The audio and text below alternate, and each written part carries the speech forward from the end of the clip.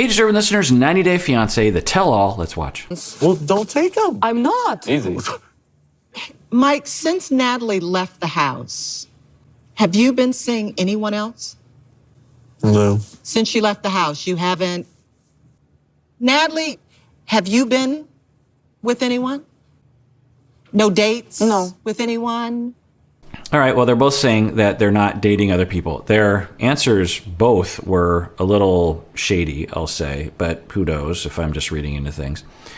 Now, it would be completely fine in my understanding of morality and my culture regarding breakups and divorces and dating. It would be fine for them to date. I mean, they're done. Now, do they both understand that? And it sounds like they don't both have clear, because of course, why would they suddenly start talking in a differentiated, clear manner? Because they never have, or very rarely have. But the hope would be that they would say, and I think Natalie would be the one to initiate this, because I think Mike's kind of stuck in a position mentally, emotionally, would be for Natalie to say something, okay, so the relationship, I'm just going to call it, it's over, and we're getting a divorce, and I'm sorry. And so you can date other people, I can date other people, I'm not going to live with you, I'm not, here are the rules, I'm not going to check in with you, I'm not going to tell you my address, or, whatever it is. And you just lay it out, but it sounds like they haven't had that conversation at all. Hanging out with anybody? With girl. Just with girls? Yes. Who was the guy you were with in New Orleans? Jovi. Oh! It wasn't Mike. What? What happened? What guy? Jovi? All right, so Jovi, I'm thinking, saw something on social media, who knows, or sometimes the cast members will communicate off air, and Jovi is saying that Natalie went to New Orleans with someone, or wait, would Jovi know something because he has someone that he knows in New Orleans saw Natalie with a guy and told him? Let's watch. You saw Natalie with a guy? Yeah. What makes you think he's not gay, for example? He didn't look gay to me. Jovi, what are you talking about? We met Natalie in New Orleans for dinner, and she was with a friend. We, meaning you and Yara? Yeah. Okay, so they actually met up. Natalie had a friend, and it looked kind of like a date. Who knows? Could have been just a friend. Now, like I said earlier, in my understanding, and not everyone has to have these understandings, is that their relationship is over and she's free to date. So let's see what happens. But, I wouldn't travel with a girl. Did she introduce him to you as her boyfriend? No, of course not. No. Uh-huh. But just as a friend? Yeah, just as a friend. The interest? Friend of interest? Or just friend? Anyone know a good lawyer? Okay. Yo. I don't know if you got that, but Mike said, anyone know a good lawyer? It's interesting that Mike thinks that's surprising thing to say. Yeah, you should be looking into lawyers. Your relationship is over. She said so. She left. She moved to Florida. You don't know where she lives. The relationship is over. So, yeah, you should have already consulted with a lawyer. But with avoidant attached people, I don't know if Mike suffers from this, they will often, so I've talked about it a lot, but one of the main effects is that you're cut off from your emotions. And I do this because it's a metaphor of our emotions are in our whole body, brain, body, toes, everywhere. But metaphorically, sometimes it's good to think about like our prefrontal cortex is sort of up here and our emotions are sort of generally down here. And so so to be really precise, but even our emotions are in the prefrontal cortex. Anyway, the point is that our emotions down here, we cut ourselves off from them because if we are attached, if we're connected to our emotions, then we notice our needs aren't being met. And so neurologically, unconsciously, we actually cut ourselves off from our emotions at the age of 2 to 5 years old. So you don't even know what's happening. And you're so it wouldn't be unusual for Mike, after Natalie left and it was all clear indication that the relationship was over, that it was too painful for him to think about, which would make sense, or it makes sense, it's very painful. And since he learned long ago to stuff those feelings and to not acknowledge them, then he just wakes up the next day, goes to work, does his job, does it well, comes home. And this is actually, there's actually a pro to this. It's a strength that avoidant people sometimes have when they go through difficult experiences, that they can persevere fairly easily, with a toll, of course, and an obliviousness, of course. But there is a strength-ish to being avoidant in this way. But he's going to work and he comes home and there's a little bit of thought of, where's Natalie? Or I miss Natalie, or what's happening with Natalie? Or I have another thing to say to Natalie, and then quickly stuff it and quickly avoid it and have his beer and his steak and go to bed and just kind of drift through life. And a lot of avoidant people are like this. They never stop to think because they learned long ago that they can't stop to think, because if they stop to think, then they have to acknowledge their feelings, and they assume that their emotions and their needs aren't going to be met because they weren't when they were young. So there's really no point in stopping. You just keep going, survive, just get through the day, and don't ever think about the meaning of life. Don't ever think about why you're here on this planet. Don't ever think about the status of a relationship. Don't ever, so you avoid negativity, but you also avoid positivity. You don't even acknowledge or are able to acknowledge when things are going well, when you feel loved. So, and that's the tragedy of avoiding attachment, is you're not just cutting yourself off from difficult feelings, you're cutting yourself off from all feelings, positive and negative. So it's possible that for Mike, so I'm observing Mike and thinking, or like, you sound oblivious to the facts of the situation. Perhaps this is why. No, it's not a romantic relationship. But I explained why. Because I wanted to meet Yara, I wanted to see her, but I didn't know how it will be. I asked for help because I didn't want to be alone. Where did you meet him? From New Orleans. We met, it's Russian community staff, people. All right. So according to her, she's saying, well, I met up with Yara and Jovi and I didn't want to be alone. So I brought a friend, and it's a Russian person that I met in New Orleans. All right. There was no clear answer. Like in Natalie's way, I don't understand. That's why I cannot tell nothing, because I don't know clearly. Yeah, you're laughing because you're over? Because I don't get it now. That's the laugh of I got I caught. just feel like if it was Mike that did that, she would be like fumes. Possibly. It's also possible that Natalie doesn't care anymore. So, but yeah, again, like I was saying from the beginning, their relationship was over, right? They haven't, according to Mike, I think they haven't seen each other in 6 months, and he didn't know where she was living, and so who believes this relationship? And this is something that I often will be surprised. I find myself on an island all by myself sometimes on this notion that just because the government, so what do I run into? What I run into is people, they think that because you're still married by paper, by government decree, and the government still, you haven't filled out the paperwork yet of a divorce, that somehow you're still in a relationship. With Darcy and Georgie, it's like Georgie hasn't been with that other woman for years, but because on paper, according to the government, he still is married, somehow that's a big threat. And where it comes from is, I've been a couple and family therapist for 25 years, and for the first big chunk of my career, gay marriage was not legal. And there were many clients that I was treating who had been in long-term relationships, gay, lesbian relationships, and they weren't allowed by the government to get married.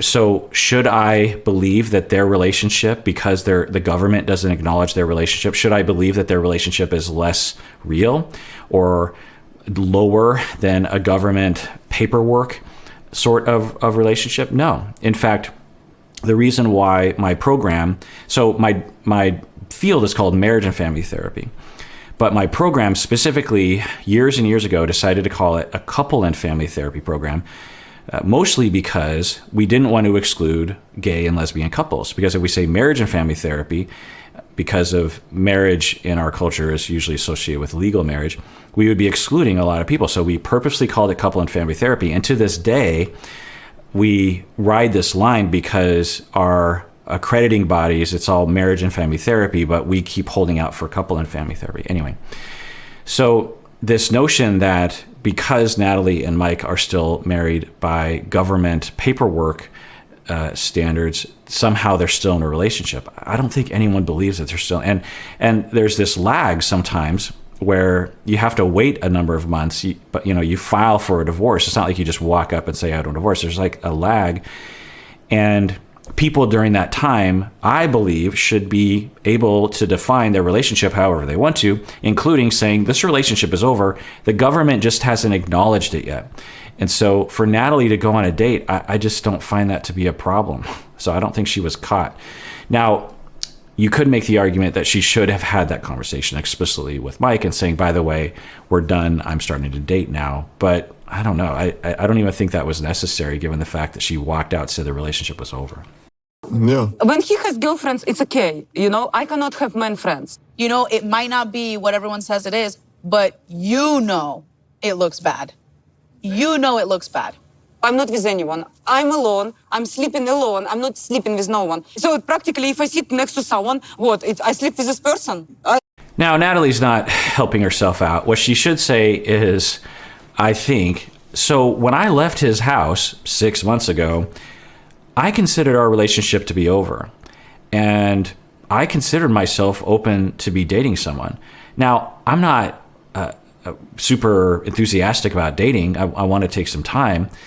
But yeah, I mean, if something happens, it happens because the relationship is over and I'm ready to maybe meet someone. And yeah, I'm not saying I was pursuing a romantic relationship with someone, but I met this guy and he seemed interesting. And we went on one thing with Jovi and Yara. And if something happened, I would have been open for it, but it didn't, by the way. And but the way she's avoiding the questions and making it seem like everyone is crazy isn't helping her argument. It's bull, You like two-faced. You forgot that I went through therapy and I discussed this. Who paid for it, Yeah, Natalie? who pay for you live right therapy. now? How So that is a question, that if the relationship is over, who is paying for it? Is that a thing? I mean, it's a question. Is it a fair question? So the two of them agreed, Mike and Natalie, that she was going to come to the States, which severely disadvantaged her, not only because you're not able to work according to the law for a while, but also she's in another country. The language, she's still struggling with it a little bit. She's, pretty fluent, but, it'd be hard to get a job where the English language is very important. She doesn't have time to, especially living in Squim. Well, I guess you're on the internet. But anyway, point is that fairness would, according to my gauge of fairness, is that I don't think it's fair to say, well, because she left Mike, now she should be completely cut off, money-wise. That there should be a transition period there, some kind of help for her to get on her feet, because when they got married, there was an assumption of what the future would be like. But anyway, I want to go back because there was Julia said something about therapy and I didn't catch it. It looks bad. It looks bad. I'm not with anyone. I'm alone. I'm sleeping alone. I'm not sleeping with no one. So practically, if I sit next to someone, I sleep with this person. It's bull, you like two-faced. You forgot that I went through therapy and I discussed this. Who paid for it, Yeah, Natalie? who pay for you? Oh, so Natalie I thought it was Julia. Natalie said, you forgot that I went to therapy and we discussed this. Wait, what? Let me rewind that. I'm really curious as to what Natalie was trying to say there. Alone. I'm not sleeping with no one. So practically, if I sit next to someone, I sleep with this person. It's bull, You like two-faced. You forgot that I went through therapy and I discussed this. You forgot that I went through therapy. That implies multiple sessions? Oh, that's right. She had that online session with that therapist that, at least the clip we saw, I wasn't super enthusiastic about. So she discussed this. What did she discuss? That, I don't know. I don't know what she's referring to. I wish someone would be there and say, what do you mean? You discussed what in therapy? If you know what she was talking about, comment below. Who paid for it, Yeah, Natalie? who pay for you live right therapy. now? How you live? You're not working now, legal. You not have money. How you live right now without Mike? Mike support you? You pay for apartment, for clothes, for food. You pay for yourself? Answer it. Answer you. I know the answer. Me too. Yes, she has my bank card. Okay, Still so to this day. So I will say that that's good of Mike, and I think it's fair. Like I was saying earlier, that she came to the States. If we imagine the plan, if they ever had a plan, because at least they never talked about it on camera, would be that, okay, I'm coming to the States, I'm giving up all my connections, all my jobs, all my people, and I'm going to be completely dependent on you for a long time, until it might take me years to get up to the speed that I was before in a new country, in a new culture. So it's expected that Mike, you're going to be paying for everything, and it's going to take me a while to even earn any money. That would be rational. We understand that would be rational, right? And now, not every couple has to do that. Maybe there are some people that can just jump into another job in another country. Who knows? But for Natalie, it makes sense. And unfortunately, in the very beginning stages, after moving to the States, the relationship did not work out. And so it would make sense that he would still pay for her, because it's not rational to believe that she's just going to have a career overnight. Now, on the other hand, she should put some effort into that. And we don't know if she has. So maybe they'll get into it. okay, so okay. Why you just block her from the card? Yeah, I Right? would. After I leave today, you are blocked from the card. I am deactivating that card. And Mike, if I were you, I'd have filed for divorce a long time ago. Plan on filing. So, yeah, I just don't like the tone of this conversation. They're getting a divorce, and Natalie is in a pretty bad spot. Now, I don't know what she wants to do. It looks like she wants to stay in the States, but who knows? And there should just be a amicable conversation about money and about divorce and this sort of thing. Instead, Mike is saying, I'm cutting you off. And Jovi says, if I would have filed for a divorce a long time ago. And Mike is saying, that's what I'm going to do right away. And okay, yeah, you that's obvious. You should have been filing for a divorce a long time ago, really, or at least talking explicitly about that. But somehow it's framed as some sort of punishment for Natalie. I don't like the tone of that. We're You not plan together. on filing for divorce? Yeah. I mean, she lives on the other side of the United States. She has no desire or interest to come back to Washington.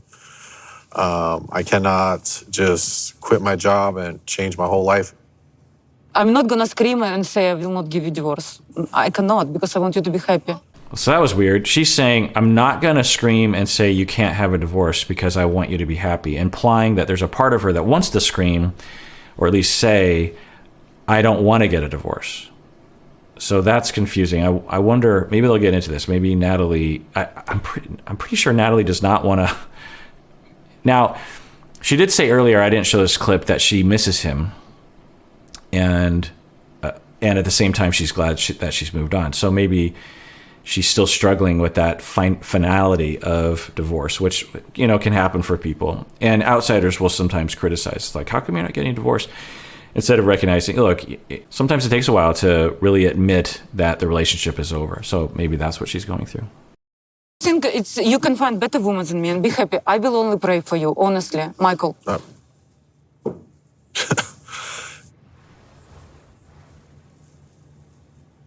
Natalie, did you know that Michael was going?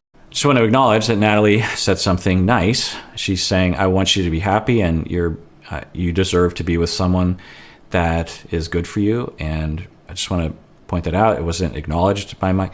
Mike didn't know what to say to that. You just want, because to accept it would be to be vulnerable, and to fight back would be vulnerable. And so he just has, let's rewatch that actually. I cannot just quit my job and change my whole life.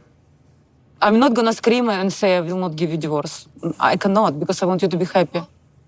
If you think you can find better women than me and be happy, I will only pray for you, honestly, Michael.